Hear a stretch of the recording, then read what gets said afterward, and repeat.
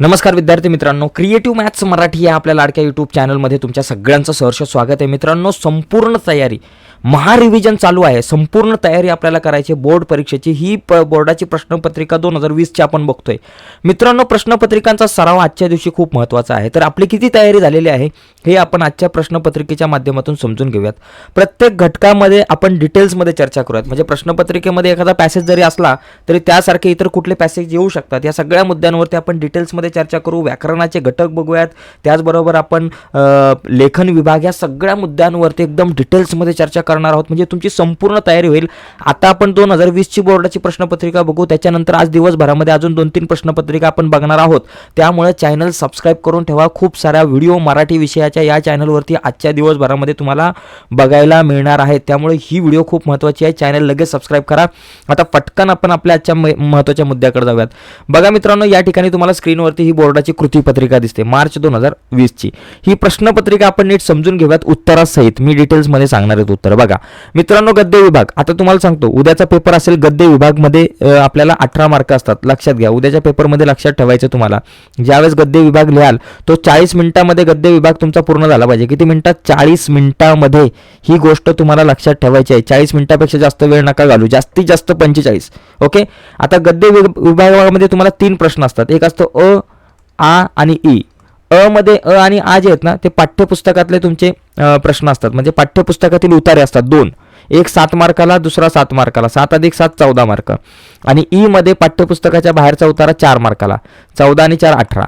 आता हे जे काही उतारे असतात तुमच्या पाठ्यपुस्तकातले, तुम्हाला माहिती आहे पाठ्यपुस्तकातले जे उतारे असतात जे 7 मार्काला येतात. पहिला उतारा 7 मार्काला, दुसरा उतारा 7 मार्काला. तर त्या 7 मार्काचं विभाजन कसं? 2, 2 आणि 3. म्हणजे पहिले 2 प्रश्न 2-2 मार्काचे असतात. ते 4 मार्क हातातले आहेत, कारण ते आकलनावर असतात. तिथं फक्त आपल्याला काय करायचं असतं, या 2 प्रश्नांमध्ये फक्त एका वाक्यात उत्तरे किंवा एका शब्दात उत्तरे, जोड्या लावा, अशा प्रकारचे प्रश्न असतात. ओके. आणि तिसरा प्रश्न थोडा सोमत डोक्याला ताप देणारा असतो. ओके. तर आता आपण बघूयात. पहिला एक उतारा लिहिण्याच्या अगोदर एक लक्षात घ्यायचं, उतारा वाचण्याच्या अगोदर, उतारा समजून घेण्याच्या अगोदर आपण प्रश्न वाचून घ्यायचे आणि प्रश्न वाचल्यानंतर उतारा. कारण कधी कधी काय होतं की या प्रश्नांची उत्तरं तुम्हाला उतारा न वाचता समजेल, कारण ऑलरेडी हा पुस्तकातला उतारा आहे. त्यामुळे मग उतारा वाचण्याची गरज नाही पडणार. ओके. बघा या ठिकाणी प्रश्न पहिला जो आहे पहिला जो उतारा आहे, उताराच्या आधारे सूचनेनुसार कृती लिहा. बघा एका शब्दात उत्तर लिहा. फणसाच्या कोक्यांचा रंग. काय दिलाय? फणसाच्या कोक्यांचा रंग. आणि त्याच्यानंतर तो आपल्याला लिहायचा आहे. त्याच्यानंतर पायापासून डोकीपर्यंत फळे लादली जातात ते झाड. ओके. त्याच्यानंतर चुक्की बरोबर मध्ये चैत्रात फणस फुलांनी डवरतो. आणि दुसरं आहे कधी कधी फणसाचे फळ अर्धे मातीत गाडले जाते. आणि त्याच्यानंतर तुम्ही स्वतः अनुभवलेल्या चैत्र महिन्याचे वर्णन तुमच्या शब्दात लिहा. ओके. बघा या ठिकाणी आता बघा हा जो पहिला जो मुद्दा आहे, याच्यामध्ये आपण पहिला हा जो पॅसेज जो आहे तो वाचून घेऊयात. बघा, फणस ज्याला नजरेत भरण्यासारखी पालवी नसली तरीही ते टवटवीत दिसते आणि त्याची फळे पायापासून डोकीपर्यंत लादली गेलेली नजरेत भरतात. बघा, पायापासून डोकीपर्यंत फळे लादली जातात ते झाड कुठले? बघा इथं दिलंय फणस.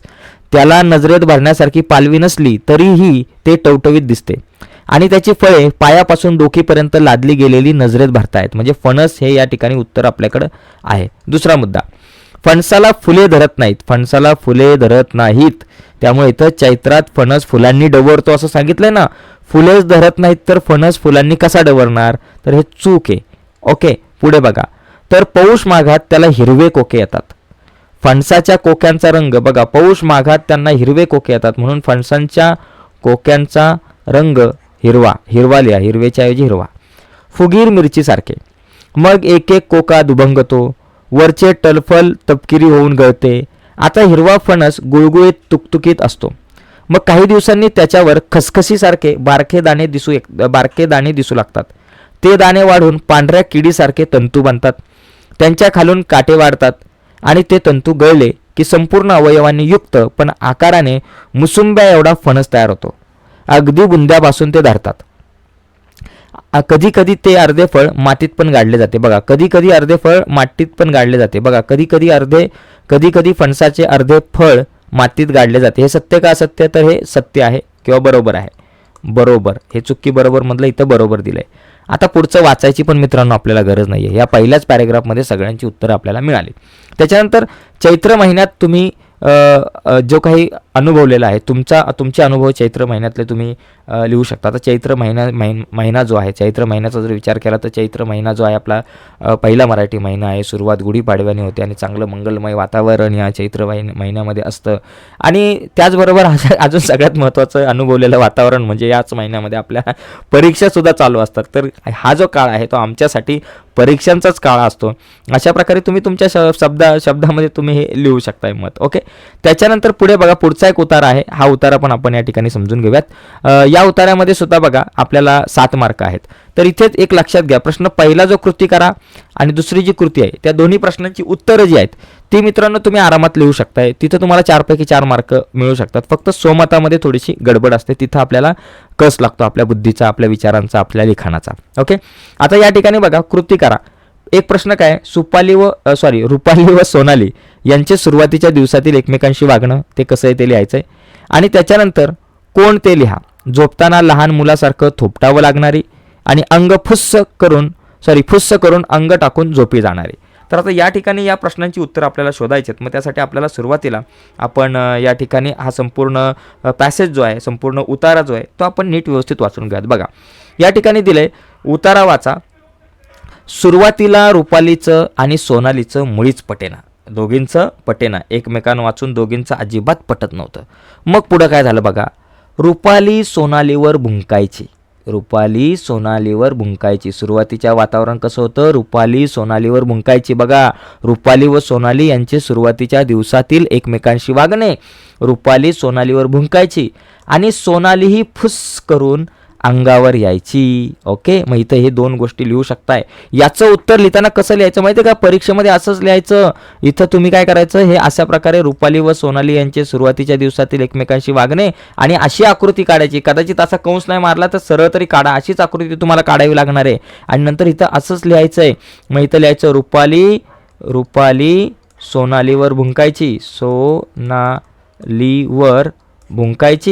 भुंकायची असं लिहायचं. आणि इथं खाली काय लिहा, सोनाली फिसकून अंगावर यायची. ते या ठिकाणी इथं तुम्ही लिहू शकता. इथं तुम्हाला 2 मार्क मिळून जातील. वरच्या उत्तराला 1 मार्क, खालच्या उत्तराला 1 मार्क. ठीक आहे, आता खाली आपण वाचू.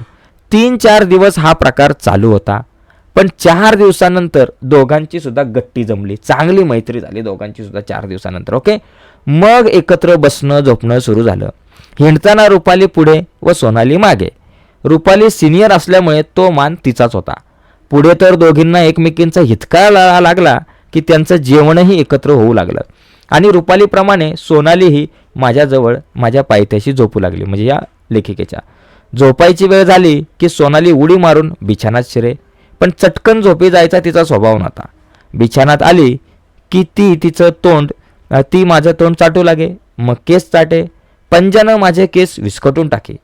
कधी कधी ती आणि रुपाली यांची दंगामस्ती माझ्या बिछाण्यातच चालायची. दोघीही बिछाण्यात चक्क नाचत कुदत थकल्या दमल्या की दोघीही आपापली जागा पकडून झोपायला येत.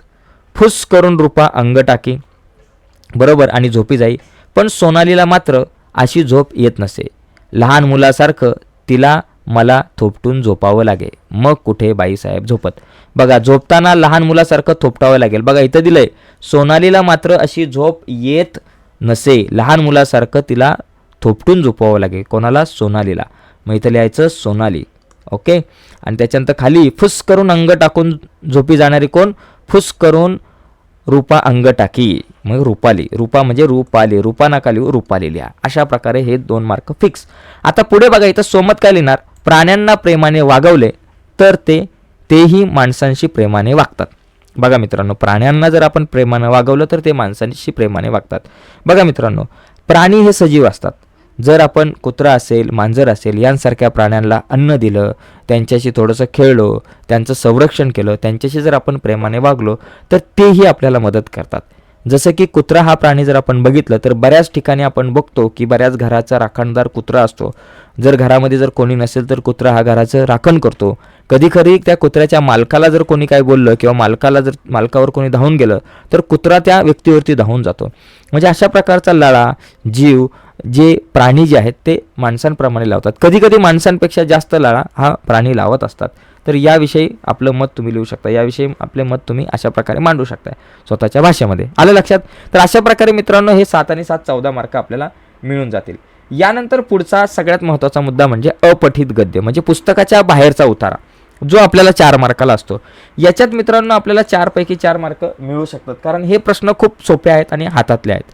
इथं 4 पैकी 4 मार्क आपल्याला कसे मिळू शकतात, 1 मिनटं फक्त मी जरा चेक करतो. ओके ठीक आहे. इथं 4 पैकी 4 मार्क कसे मिळतात बघा, कारण प्रश्न जे आहेत ते 1-1 मार्काचे असतात, खूप सोपे असतात बघा. तर सुरुवातीला आपण काय करू, या ठिकाणी प्रश्न बघा वाचू. पहिला काय, आनंदी होण्याचा उपाय लिहा, आणि दुसरं जीवनात चालू असलेला प्रत्येकाचा प्रयत्न, आणि त्याच्यानंतर आकृतीत लिहायचं आहे विवेकानंदांच्या मते आनंदी होण्यासाठी आवश्यक 2 गोष्टी. ठीक आहे. आता उतारा वाचू. जीवनात प्रत्येकाचा प्रयत्न आनंदी होण्यासाठी चालू असतो.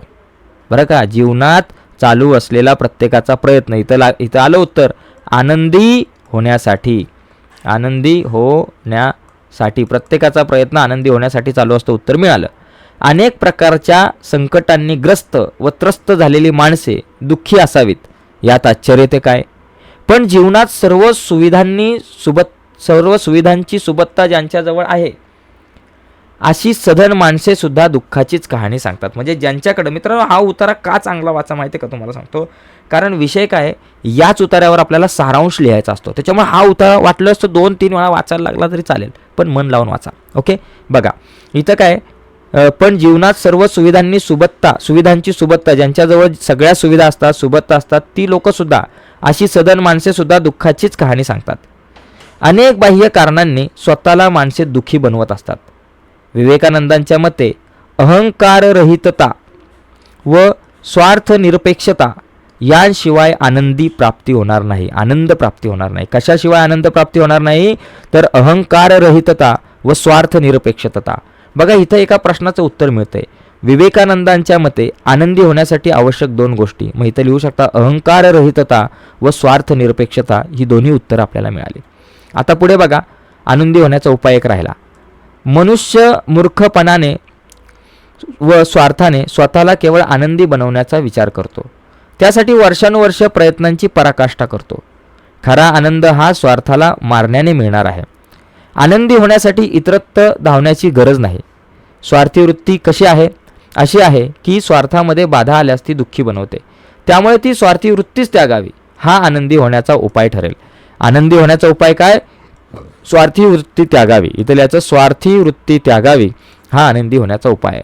प्रश्न नीट वाचायचा आहे. हा उतारा आपल्याला नीट वाचून घ्यावा लागणार, नीट समजून घ्यावा लागेल, तरच मित्रांनो आपल्याला चांगले मार्क मिळतील. कुठलाही उतारा असू दे, पण हा अपठित उतारा व्यवस्थित वाचायचा आहे. कारण काय माहिती आहे का, या अपठित उतार्यावरच आपल्याला सारांश लेखनसुद्धा लिहायचं आहे, ते आपण नंतर बघणार आहोत. ओके पुढे बघा, पद्य, कवितेवर आधारित प्रश्न. मित्रांनो कवितेचा जर विचार केला तर बघा प्रश्न क्रमांक 2 जो आहे त्याच्यातला अ आणि आ हे कवितेवर आधारित असतात. अ मध्ये तुम्हाला एक कविता दिली जाते, तिच्यावर 8 मार्काचे 4 प्रश्न विचारले जातात, 2-2-2 अशा मार्काचे. त्याच्यातले पहिले 2 प्रश्न खूप सोपे असतात, फक्त दुसऱ्या 2 प्रश्नात थोडीशी गडबड होते. आ मध्ये बघा 8 मार्काचे प्रश्न आपल्याला आ मध्ये असतात. ओके आता या ठिकाणी आपण बघूयात. आ मध्ये काय असतं, एक रसग्रहण असतं आणि दुसरी गोष्ट मुद्द्यांच्या आधारे कवितेवरचे काही प्रश्न असतात. बघा आता आपण ह्या कवितेवरच्या प्रश्नांची आपण उत्तरं शोधण्याचा प्रयत्न करू. अगोदर ही कविता वाचा. इथं प्रश्न काय दिलेत ते वाचा. आधी काय दिले, प्रस्तुत कवितेतून मिळणारा संदेश आणि मुलगा खेळत असलेला खेळ. ओके आणि खाली आणखी एक प्रश्न आहे, घराच्या झरोक्यातून पाहणारी आणि चेंडूचे कसब दाखवणारा. बघा या ठिकाणी काय दिले, तापलेल्या उन्हाच्या आडोशाला बसून खेळत आहे एक मुलगी केव्हाची. मी पाहत राहते तिला माझ्या घराच्या झरोक्यातून. मी म्हणजे कोण, लेखिका जी आहे, कवयित्री तिला आपण म्हणू. कवयित्री घराच्या झरोक्यातून पाहते त्या सगळ्या गोष्टींना. ती मांडीवर घेते बाहुलीला, एका हातानं थोपटत तिला चढवते अधाण भाताचं भातुकलीच्या इवलीच्या गॅसवरती. म्हणजे मुलगी भातुकलीचा खेळ खेळत आहे, लक्षात घ्या. बाजूला खेळतो आहे एक मुलगा हातात चेंडू घेऊन, खूप उंच उडवून चेंडू नेमका झेलतो आहे तो हातात. म्हणजे चेंडूचा खेळ खेळतोय. मुलगी पाहत राहते कौतुकानं त्याच्याकडे. अचानक बाजूला ठेवून बाहुलीला ती जवळ जाते त्याच्या.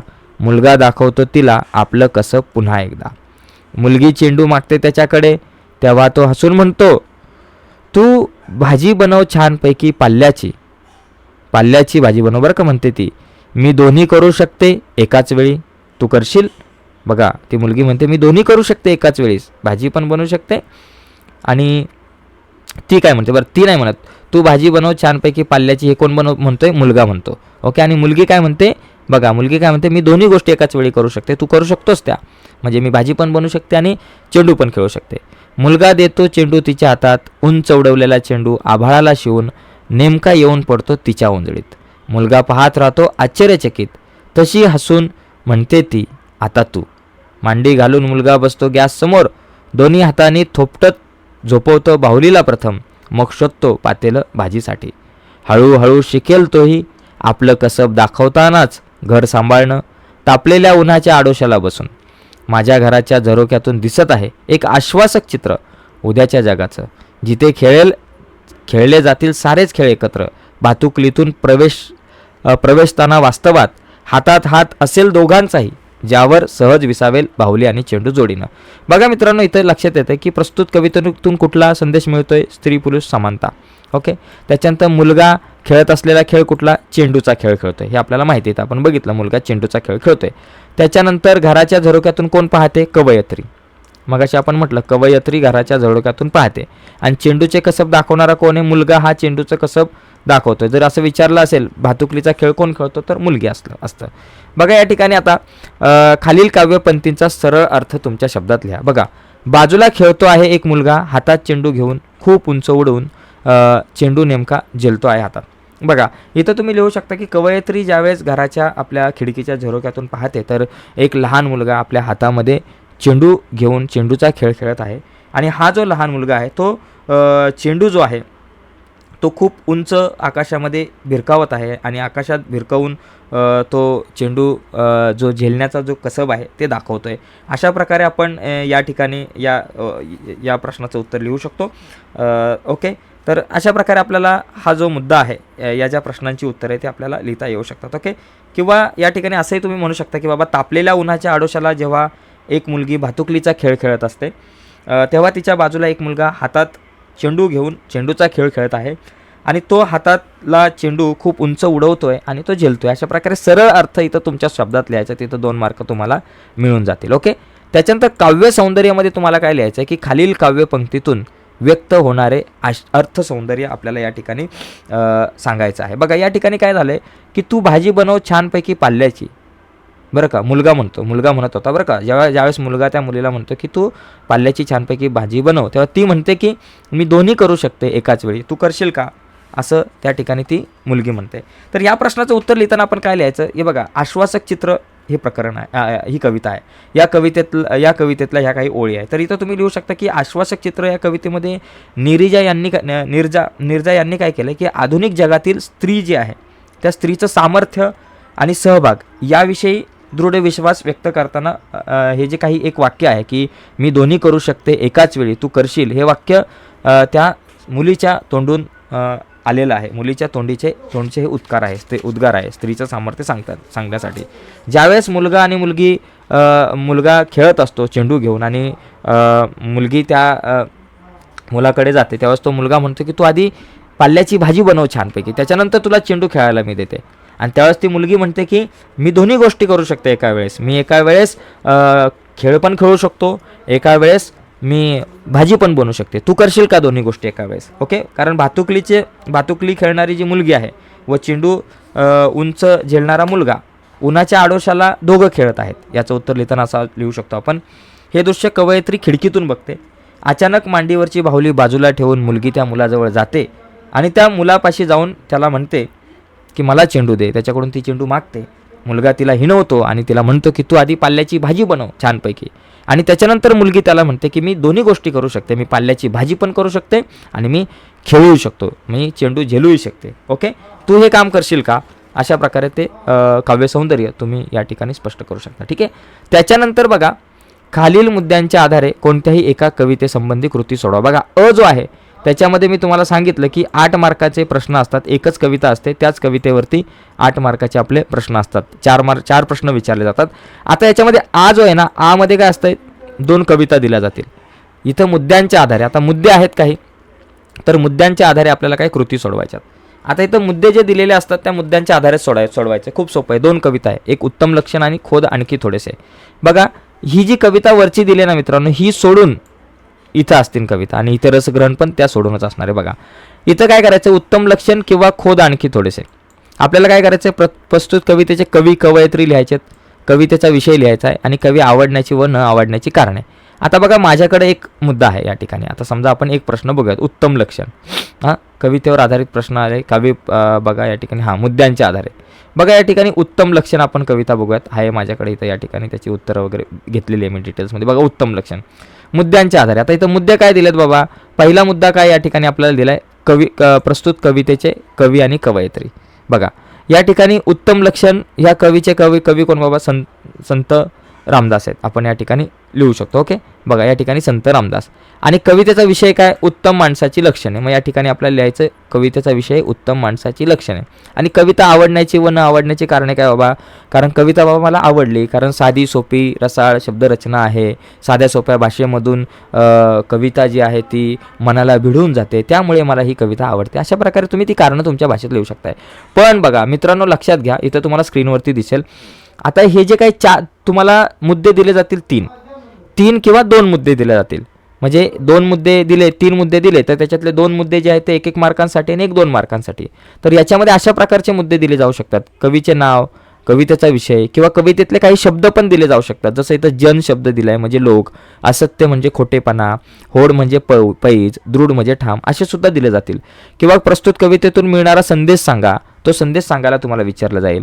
किंवा कवितेची भाषिक वैशिष्ट्ये विचारली जातील, कवितेतून व्यक्त होणारा विचार पण विचारला जाईल, सरळ काही ओळींचा सरळ अर्थ विचारला जाईल आणि कविता आवडण्याची व न आवडण्याची कारणे विचारली जातील. म्हणजे 8 पैकी कुठलेही मुद्दे तुम्हाला या ठिकाणी विचारले जाऊ शकतात. तर त्या अनुषंगाने आपली सगळी तयारी झाली पाहिजे. त्याचप्रमाणे खोद आणखी थोडेसे या कवितेच्या संदर्भात आपण लिहू शकतो. त्यानंतर रसग्रहणचा जर आपण विचार केला तर हे 4 मार्काला आहे. इतर रसग्रहण काय दिलंय की खाली दिलेल्या काव्यपंक्तींचे रसग्रहण करा.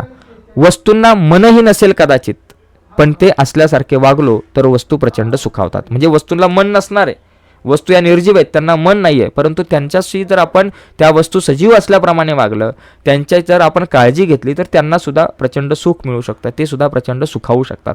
तर इथं कसं लिहायचं बघा, या ठिकाणी आपण रसग्रहण बघा, या ठिकाणी बघा इथं आहे रसग्रहण, ह्या मुद्द्याचं रसग्रहण आपल्याला करायचं आहे.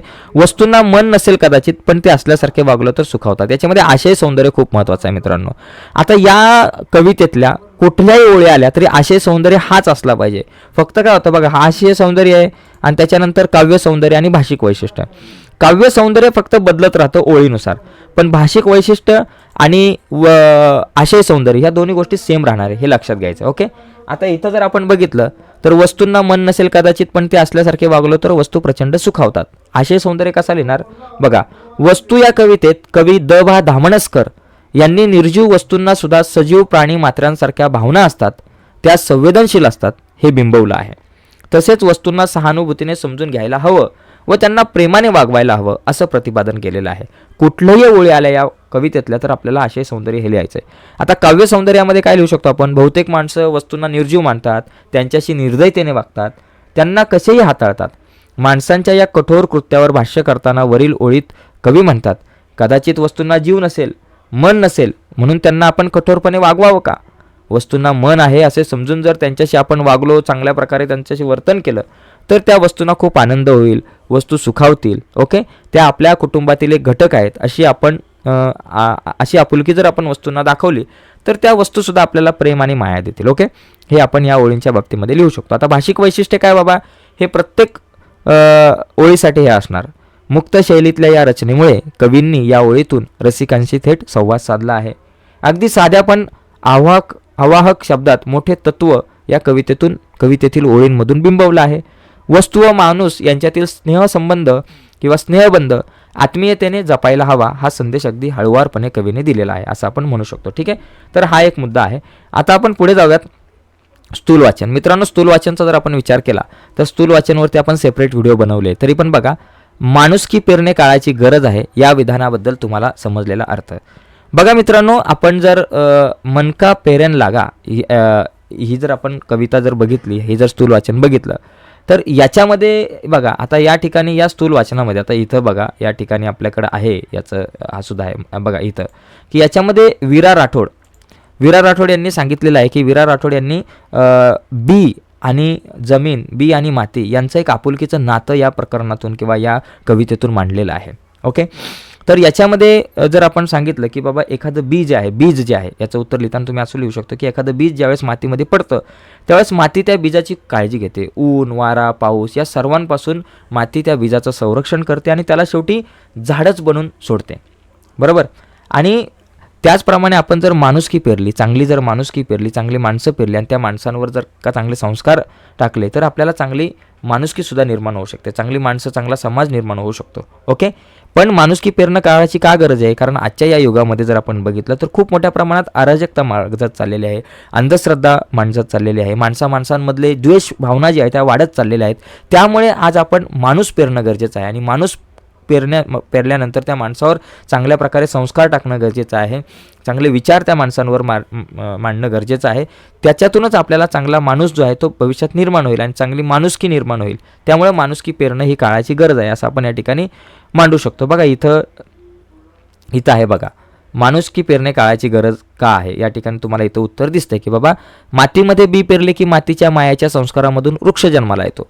माती ऊन, वारा, पाऊस, वादळाची झळ सोसून बीजाची जोपासना करते. माती काय करते? ऊन, वारा, पाऊस या सर्वांपासून वादळाची झळ सोसून बीजाची जोपासना करते. बीजाला दुष्काळाची झळ सोसावी लागू नये म्हणून ती दुष्काळाशी सामना करते. या प्रतीकातून कवीनं सामाजिक आशय मांडलाय. आज भ्रष्टाचार, दैन्य, अंधश्रद्धा, इतर धर्मांध घटक यामुळे समाज पोखरला गेलेला आहे, त्यात माणुसकी लयाला जात आहे. अशा आधुनिक काळात माणसांवर चांगले संस्कार होऊन माणुसकी निर्माण होणं आवश्यक आहे. म्हणून माणुसकी पेरणे म्हणजे विवेकी माणूस निर्माण करणं ही काळाची गरज आहे. अशा प्रकारे तुम्ही हे सगळं मांडू शकताय. पुढचा मुद्दा काय बाबा? येडबंबू ढब्बू या गिरिजा कीर यांच्या बालकादंबरीतील विनोद जो आहे तो आपल्याला सांगायचा आहे. आता बघा, ढब्बू जो आहे तो आईचा खूप लाडका असतो. ज्यावेळेस डब्बूचं तो विनोद सांगताना तुम्ही काय करू शकता, ज्यावेळेस डब्बू जो आहे डब्बूकडून लहान मुलं काही मिठाई मागतात त्यावेळेस तो देत नाही. मग त्याला आई म्हणते की लहान मुलांवर असं रागावू नये, आपण सर्वांना माया लावावी किंवा लहान मुलांना आपण द्यावं बाबा. या ठिकाणी बघा, या ठिकाणी इथं दिलेलं असेल, या ठिकाणी बघा की इथं दिलं की कुणालाही दुखू नये असं या ठिकाणी ती आई म्हणते. मग हा जो संदेश आहे आईने दिलेला, कुणालाही दुखू नये, हा एकदम शिरोधार्द डब्बू पाळतो आणि व्यायांसाठी आणलेली जी काही मिठाई आहे ती मिठाई तो काय करतो? भिकाऱ्यांना वाटून टाकतो. आता भिकारीसुद्धा ही माणसं आहेत, भिकाऱ्यांना खूप आनंद होतो, परंतु घरातली माणसे जी आहे सगळी त्याच्यावरती रागावतात. तर अशा प्रकारे तो एक विनोद निर्माण होतो. तो विनोद तुम्हाला सांगता आला पाहिजे. इथं आता स्क्रीनवरती मी जास्त स्पष्ट करत नाही आहे, स्क्रीनचा तुम्ही म्हणजे या व्हिडिओचा तुम्ही स्क्रीनशॉट घेऊ शकता आणि या प्रश्नाचं उत्तर तुम्ही पाठ करू शकताय. आता प्रत्येक मुद्द्यावरती आपल्याला जास्त डिटेलमध्ये बोलता येणार नाही कारण आपल्याकडे वेळ खूप कमी आहे. ठीक आहे, आता थोडंसं पुढे जाऊयात. स्वाती महाडिक यांनी स्वतःचा निर्धार पूर्ण करण्यासाठी घेतलेल्या कठोर परिश्रमाविषयी तुमच्या शब्दात लिहा. बघा मित्रांनो, मी व्हिडिओच्या खाली एक लिंक देतो, त्या लिंकवरती सर्व स्थूल वाचन जे आहे त्याची एक डिटेलमध्ये व्हिडिओ आहे, त्याच्यामध्ये हे 3ही प्रश्न आहेत, ते तुम्ही नंतर बघून घ्या. आता व्याकरणाचा विचार केला मित्रांनो, व्याकरणामध्ये तुम्हाला 16 मार्क आहेत, 16पैकी 16 मार्क मिळाले पाहिजेत. प्रश्न क्रमांक 4 आहे ना, त्याच्यात जो आहे तो व्याकरणावर आधारित, त्याच्यात 3 प्रश्न असतात, एक समास, शब्दसिद्धी आणि वाक्प्रचार. समास 2 मार्काला, शब्दसिद्धी 2 मार्काला, वाक्प्रचार 2 मार्काला. बघा समासामध्ये काय? विद्याधन, विद्या हेच धन, हा कर्मधारय समास आहे. का? कारण विद्याधन, बघा ज्यावेळेस पहिलं एक पद विशेषण असतं याच्यामध्ये, विद्या हेच धन कर्मधारय. पंचार्थी म्हणजे 5 आरत्यांचा समूह, हा द्विगु समास आहे. द्विगु का? कारण पंचार्थी, ज्यावेळेस एक पहिलं पद संख्या विशेषण येतं त्यावेळेस तो द्विगु समास, म्हणजे पंचार्थी, त्रिकोण, नवरात्र अशा प्रकारे द्विगु समास होतो. तर इथं 2 मार्क तुम्हाला मिळून जातील. शब्दसिद्धी, शब्दसिद्धीमध्ये 3 प्रकार आहेत, प्रत्यय घटित, उपसर्ग घटित, अभ्यस्त. प्रत्यय म्हणजे नंतर येणारा, मग उदाहरणार्थ घर आहे, घराच्या पुढे मी काय लावला? दार लावला, घरदार, हा नंतर येणारा शब्द. दुकान आहे, दुकानच्या शब्द पुढे काय लावला मी? दार लावला, दुकानदार, हा प्रत्यय घटित शब्द. उपसर्ग म्हणजे अगोदर येणारा शब्द. उदाहरणार्थ विचार आहे, विचारच्या अगोदर सु लावला म्हणजे सुविचार झाला, म्हणजे हा झाला उपसर्ग घटित. मुख्याध्यापक आहे, उपमुख्याध्यापक, मुख्याध्यापकच्या अगोदर उप लावला, उपमुख्याध्यापक, उपसर्ग घटित शब्द. ओके, आणि बाकी अभ्यस्त आहे जसे शेजारी पाजारी, वटवट वगैरे. आता बघा चूक, चूकच्या अगोदर काय लावलाय? बिन लागलाय, बिन म्हणजे हा अगोदर लागलेला आहे, म्हणजे हा उपसर्ग घटित आहे, म्हणजे बिन चूक उपसर्ग घटित.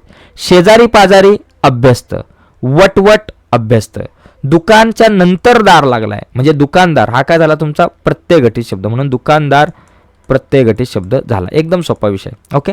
वाक्प्रचार बघा तुमच्या लक्षात घ्या, वाक्प्रचार 4 पैकी 2च लिहायचे आणि हे जे वाक्प्रचार आहेत ते पुस्तकातलेच असणार आहेत, हे लक्षात घ्या. तगादा लावणे म्हणजे मागे लागणे. परीक्षेत पहिला नंबर आल्यानंतर सारिकाने सायकलसाठी आईच्या मागे तगादा लावला, तर अशा प्रकारे आपण लिहू शकतो. वाक्यात उपयोग करताना तुम्हाला अर्थ सांगायचा आहे आणि वाक्यात उपयोग करायचा आहे. वाक्यात उपयोग करताना लक्षात घ्यायचं की अर्थाचा वाक्यात उपयोग नाही करायचा, वाक्प्रचाराचा वाक्यात उपयोग करायचा आहे. अचंबित होणे, आश्चर्यचकित होणे. कधीही अभ्यास न करणाऱ्या गण्याला परीक्षेत 20 मार्क पडलेले बघून सर्वजण अचंबित झाले. ओके. कान देऊन ऐकणे, काळजीपूर्वक ऐकणे. गुरुजी ज्यावेळेस शिकवत असतात त्यावेळेस सर्व विद्यार्थी काळजीपूर्वक ऐकत असतात, कान देऊन ऐकत असतात. कंठस्नान घालणे म्हणजे ठार मारणे. भारतीय जवानांनी आतंकवाद्यांना कंठस्नान घातले. अशा प्रकारे तुम्ही लिहू शकता. ओके. त्याच्यानंतर भाषा सौंदर्य 8 मार्काला आहे. खूप सोपा मुद्दा आहे. याच्यामध्ये पहिला शब्दसंपत्ती 4 मार्क, लेखन नियमानुसार तुम्हाला 2 मार्क आहे आणि विरामचिन्ह 1 मार्क, पारिभाषिक शब्द 1 मार्क लक्षात घ्यायचा आहे. आता बघा शब्दसंपत्ती खूप सोपं आहे. याच्यामध्ये शब्दसमूहासाठी एक शब्द तयार करा, अशा प्रकारचा प्रश्न येतो. महिन्यातून एकदा प्रकाशित होणारे, महिन्यातून एकदा काय प्रकाशित होतं? मासिक. हे लक्षात घ्यायचं आहे. ओके. केलेले उपकार जाणणारा, कृतज्ञ, कृतज्ञ असाही येऊ शकतं. केलेले उपकार न जाणणारा तर कृतघ्न. आता महिन्यातून एकदा प्रकाशित होणारे मासिक, आठवड्यातून एकदा प्रकाशित होणारे साप्ताहिक, दररोज प्रकाशित होणारे दैनिक, अशा प्रकारचे इथं प्रश्न विचारले जातात. 1 मार्क मिळू शकतात. इथं अर्धा, इथं अर्धा. आता इथं बघा समानार्थी शब्द. वाटला समानार्थी काय? रस्ता, मार्ग. शक्तीला काय? बळ, ताकद. ओके. त्याच्यानंतर विरुद्धार्थी शब्द. दुमतच्या विरुद्ध एकमत, नापिकच्या विरुद्ध सुपीक. विषय संपला. एकदम सोपा आहे. आता त्याच्यानंतर बालपणपासून आपल्याला 2 अर्थपूर्ण शब्द तयार करायचे आहेत. फक्त बाल आणि पण नको आहे. हा एक खूप सोपा मुद्दा आहे. आता बाप एक शब्द तयार होऊ शकतो आणि लप एक शब्द तयार होऊ शकतो. इथं ते तुम्ही लिहू शकता. ठीक आहे. इथं तुम्हाला मार्क मिळू शकतात. चांगले मार्क आहेत. 4 पैकी 4 मार्क मिळू शकतात आणि असेच सोपे सोपे प्रश्न येतात. ओके. त्याच्यानंतर लेखन नियमानुसार लिहिण्यासाठी बघा अचूक शब्द ओळखा. किंवा इथं असंही येऊ शकतं की 2 वाक्य दिली जाऊ शकतात आणि त्या वाक्यांमध्ये काही शब्द अचूक दिलेले असतील, ते आपल्याला चुकीचे दिले असतील, ते आपल्याला अचूक करून लिहायचे असतात. ठीक आहे. आता इथे बघा अचूक शब्द ओळखायचा आहे. आता या सर्व आधुनिक मधला अचूक शब्द कुठला? हा आधुनिक, हा अचूक आहे. दीपावली बघा, ही दीपावली अचूक आहे. ही परीक्षा अचूक आहे. निर्जीव हा अचूक आहे. आपला हार्दिक पांड्या बघा हिथं आहे. त्याच्यानंतर पुरस्कार बघा हिथं आहे. तर हे लक्षात ठेवलं पाहिजे. आणि विरामचिन्ह बघा, विरामचिन्ह ओळखा. कधी कधी इथं काय होतं की विरामचिन्ह ओळखायला सांगितलं जातं आणि कधी कधी काही वाक्य दिली जातात आणि त्या वाक्यांमध्ये विरामचिन्ह तुम्ही घाला, अशा प्रकारचा प्रश्न असतो. आता हे काय झालं? प्रश्नचिन्ह आणि हे झालं तुमचं उद्गार चिन्ह. ओके. हा प्रश्नचिन्ह, इथं लिहायचं प्रश्नचिन्ह, इथं लिहायचं उद्गार चिन्ह. आता इथं बघा पारिभाषिक शब्द येतच. इथं तुम्हाला इंग्लिश शब्द दिले जातात, त्याचे मराठीत अर्थ सांगायचे. ड्रामा म्हणजे नाटक, टॅक्स म्हणजे कर. विषय संपला. एकदम सोपा विषय. आता उपयोजित लेखन बघा. उपयोजित लेखनाची तयारी करताना विशेष करून बघा या ठिकाणी 1 मिनटं 32 जवळपास अर्धा तास आपला झालेला आहे.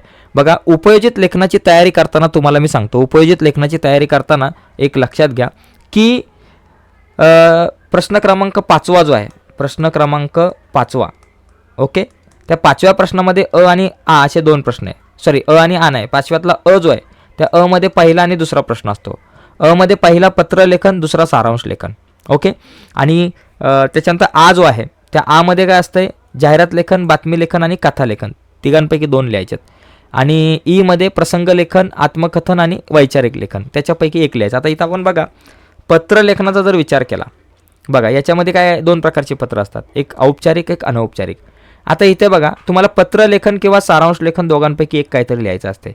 बघा पत्रलेखनात काय की खालील निवेदन वाचा व त्यापैकी कोणती एक, त्याखालील कोणती एक कृती सोडवा. बघा इथं काय दिले? वाचा, प्रगल्भ व्हा, अजय पुस्तकालय, शिवाजीनगर, औरंगाबाद, विद्यार्थ्यांसाठी सुवर्ण संधी, अमृत महोत्सवानिमित्त पुस्तक खरेदीवर 20% सवलत, सवलत दिनांक 1 जानेवारी ते 15 जानेवारी, त्वरा करा, त्वरा करा, त्वरा करा, सुवर्ण संधीचा लाभ घ्या, संपर्क दिलाय, व्यवस्थापक दिलाय.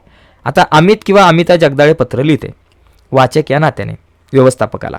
बघा या ठिकाणी 2 पत्र, एक तर वाचक या नाते व्यवस्थापकाला पुस्तकाची मागणी करणारे मागणी पत्र आणि वाचक या नात्याने पुस्तक खरेदीवर सवलत दिल्याबद्दल व्यवस्थापकाचे आभार करणारं पत्र. आता आपण मागणी पत्र लिहू.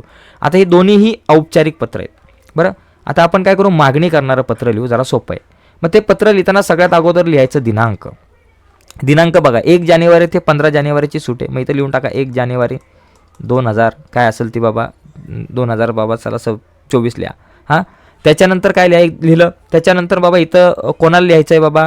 हे पत्र कोणाला लिहायचं बाबा, इथं दिलं आहे की हे पत्र लिहू शकतो आपण पुस्तकालय, अजय पुस्तकालय, शिवाजीनगर औरंगाबाद. इथं लिहायचं प्रति, इथं लिहा अजय पुस्तकालय, अजय पुस्तकालय. त्याच्यानंतर पुस्तकालय शिवाजीनगर औरंगाबाद त्याचा पत्ता लिहा. आणि नंतर इथं विषय लिहा, पुस्तके मागवण्याबाबत. काय बाबा इथं काय आहे बाबा, पुस्तकांची मागणी, पुस्तके मागवण्याबाबत विषय. आणि नंतर लिहायचं महोदय. याच्यामध्ये एक गोष्ट लक्षात घ्या मित्रांनो, मायना जो लिहायला आहे पत्रामध्ये आपल्याला मायना लिहायला किती मार्क असतात, तर मायना जो आपण लिहितो त्याला 2 मार्क असतात पहिल्या महिन्याला सर्व. त्याच्यामुळे ह्याच्यात आपल्याला 2 पैकी 2 मिळू शकता, विषय वगैरे सगळे लिहायला. आणि महोदय लिहिल्यानंतर तुम्ही काय लिहू शकता की बाबा महोदय म्हणून पुढे लिहू शकता की तुमच्या पुस्तकालयाची बघा, तुमच्या पुस्तकालयाची जाहिरात आम्ही आज सकाळी वाचली, पुस्तकामध्ये वाचली किंवा इंस्टाग्रामवरती आम्ही वाचली. ओके, इंस्टाग्रामवर आम्ही वाचले किंवा इंस्टाग्रामच्या माध्यमातून, व्हॉट्सअपच्या माध्यमातून आम्हाला मिळाले. तुमच्या पुस्तकालया म्हणजे सर्वप्रथम तुमचं हार्दिक अभिनंदन की तुम्ही अमृत महोत्सवामध्ये पदार्पण केल्याबद्दल तुमचं मनापासून अभिनंदन. ओके, तुम्ही पुस्तक खरेदीवरती 20% सवलत दिलेली आहे, हे ऐकून आम्हाला आनंद झाला आणि खरंच तुमचं कौतुक करावं असं वाटतं की तुम्ही अशा प्रकारच्या चांगल्या सवलती पुस्तकावरती देऊन लोकांमध्ये पुस्तकाच्याबद्दल आवड निर्माण करताय. ओके, याच संधीचा फायदा घेऊन आम्हाला सुद्धा काही पुस्तके मागवायची आहेत. आमच्या विद्यालयामध्ये सुद्धा बऱ्याचशा पुस्तकांची कमतरता आहे, तर ती पुस्तके आम्हाला कृपया करून आपण पोस्टाने पाठवून द्यावीत. पुस्तके पाठवण्याचा जो खर्च आहे तो आम्ही तुम्हाला देतो, तो मनी ऑर्डर आम्ही करू किंवा तुमचा अकाउंट नंबर जो आहे तो आम्हाला मेल करा, त्यावर ते आम्ही देऊ. अशा प्रकारे तुम्हाला लिहायचं आहे आणि खाली लिहायचं की पुस्तकांची नावे खालीलप्रमाणे आहेत. मग 2-3 पुस्तकांची नावे लिहा, जी काही लिहायची 2-3 पुस्तकांची नावं लिहा आणि नंतर मग आपला कृपाबिलाशी आणि तुमचं नाव, पत्ता, तुमचं नाव म्हणजे बाबा अमित जगदाळे किंवा अमिता जगदाळे नाव लिहा, पत्ता लिहा आणि तुमचा एक ईमेल ID लिहा, झालं, विषय संपला. अशा प्रकारे हे पत्र लिहायचं, जास्त टेन्शन घ्यायचं नाही.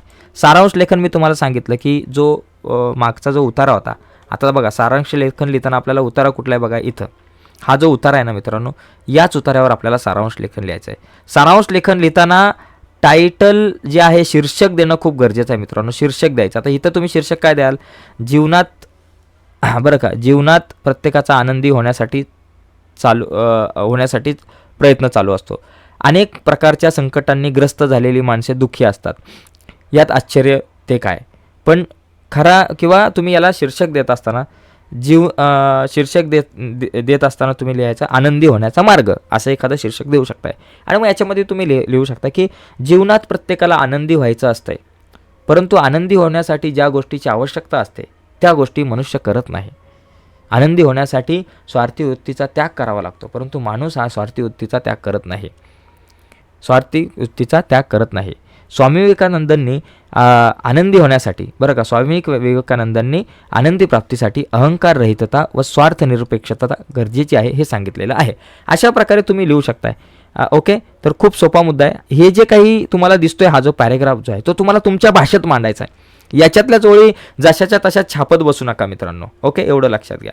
आणि त्याच्यानंतर बाकी बघा, या ठिकाणी तुम्हाला हा जो प्रश्न आहे त्याच्यामध्ये 3 गोष्टी, एक तर जाहिरात लेखन आहे, बातमी लेखन आहे आणि कथा लेखन आहे. आता जाहिरात लेखन मी डिटेलमध्ये सांगत नाही तुम्हाला.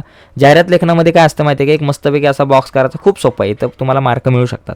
शब्दांचा उपयोग करून जाहिरात आहे, सुंदर हस्ताक्षर कार्यशाळा, माफक फी, स्थळ आहे, आयोजक आहे, भाषाप्रेमी मंडळ आणि प्रवेश मर्यादित. मग इथं लिहायचं, इथं पहिले हेडिंग नीट लिहायची बरं का. सगळ्यात पहिली गोष्ट पेनाने आकृती काढायची आणि हेडिंग लिहायची सुंदर अक्षर कार्यशाळा. हेडिंगमध्ये लिहायचं सुंदर अक्षर कार्यशाळा. ओके, असं सुंदर अक्षर कार्यशाळा. तुमचे अक्षर खराब आहे काय, तर अक्षर सुंदर करण्यासाठी मग इथं लिहायचं तुमचं अक्षर खराब आहे का, तुम्हाला अक्षर सुधारायचे आहे का, तर आत्ताच जॉईन करा. ओके, तर आत्ताच सामील व्हा आमच्या कार्यशाळेत, ओके, मग इथं लिहायचं माफक फी आणि दररोज 2 तास अशा प्रकारे तुम्ही लिहू शकता. आणि बाकी मग तुम्ही या ठिकाणी तुमचं स्थळ लिहिणं खूप गरजेचं आहे. इथं नंतर प्रवेश मर्यादित वगैरे असं कुठेतरी गोल करून प्रवेश मर्यादित वगैरे लिहा. स्थळ, त्याच्यानंतर तुम्हाला पत्ता, म्हणजे पत्ता लिहिणं गरजेचं आहे. आणि संपर्क पण लिहायचं. संपर्क लिहिताना मोबाईलचे 2-3 आकडे लिहायचे सुरुवातीला, 7, 8, 4, 3, मग फुल्या मारत सुटायचं. एक ईमेलसुद्धा या ठिकाणी लिहिणं गरजेचं आहे. ओके, तर हे काळजी घ्यायची. याच्यावरती मी स्पेशल व्हिडिओ बनवलेले आहे, त्याची लिंक या व्हिडिओच्या खाली देतो. म्हणजे लेखन विभागावरती आपण ऑलरेडी स्पेशल व्हिडिओ एक बनवले, त्याची लिंक व्हिडिओच्या खाली डिस्क्रिप्शनमध्ये तुमच्यासोबत मी शेअर करतो. ठीक आहे. आता बातमी लिहिताना काय करायचं, बातमी लिहिताना सुद्धा एक काळजी घ्यायची. तुम्हाला टायटल वगैरे व्यवस्थित लिहिता आलं पाहिजे. बघा इथं काय, नवराष्ट्र विद्यालय शिरवळ या विद्यालयात शिक्षक दिन साजरा केला. आता बातमी लिहिताना बघा, सगळ्यात पहिली गोष्ट हेडिंग काय लिहायची, नवराष्ट्र विद्यालयात शिक्षक दिन साजरा झाली हेडिंग. नवराष्ट्र नवमहाराष्ट्र आहे, नवमहाराष्ट्र विद्यालयात शिक्षक दिन साजरा झाला, एवढी टायटल.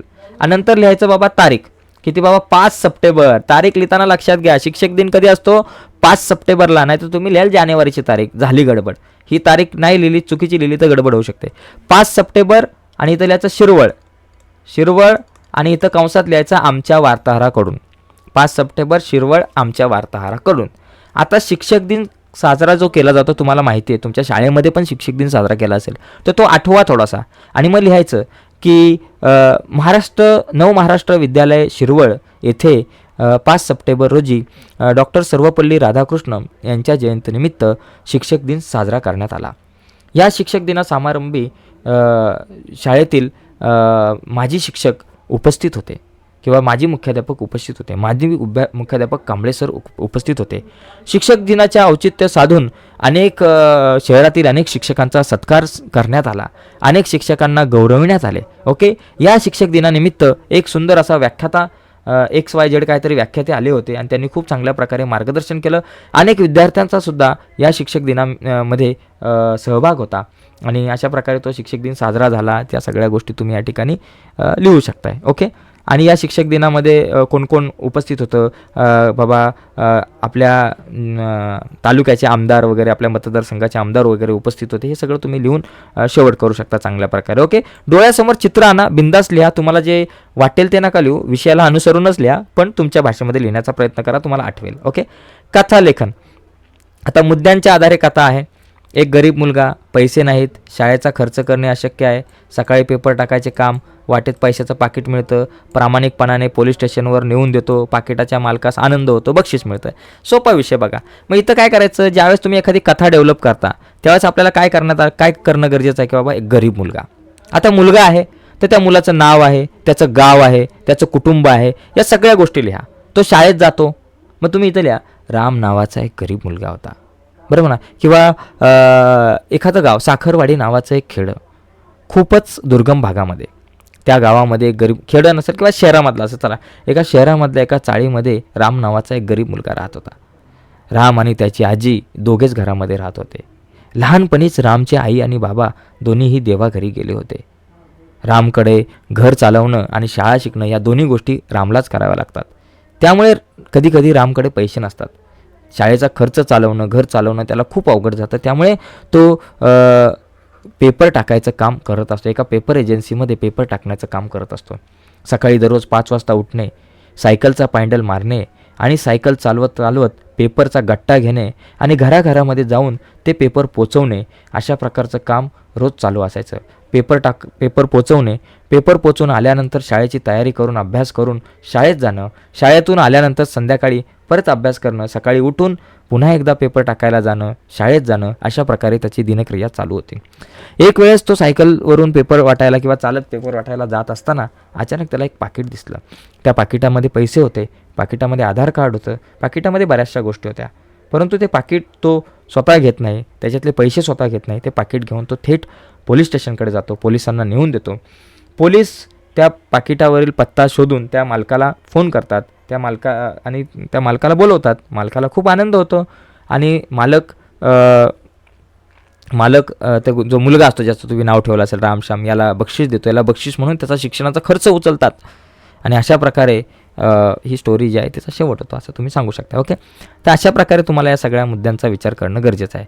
आता इथं बघा, जो आहे तुम्हाला प्रसंग लेखन, आत्मकथन आणि वैचारिक लेख यापैकी एकच तुम्ही या ठिकाणी काहीतरी तुम्हाला लिहायचं आहे. इथं बघा प्रसंग लेखनमध्ये हा प्रसंग दिला होता. जिल्हास्तरीय नाट्य स्पर्धेचा जो पारितोषिक वितरण समारंभ आहे त्याचा प्रसंग लिहायचा आहे.